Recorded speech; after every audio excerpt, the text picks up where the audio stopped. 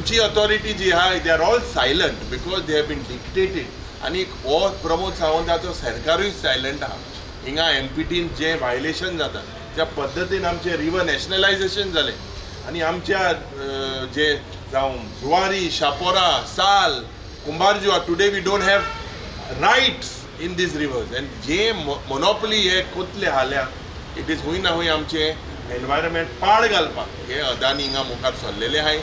Double ट्रॅकिंगाच्या नांवान इतले investment जो सरकार दादागिरी करता against the will of the Goans against the will of the people of against the will of the Supreme Court.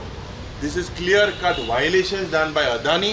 So we condemn this and ye mega scam bonds जावपाक जाय. So the Congress party will definitely protest in the future. आज अडानी share price inflate करता.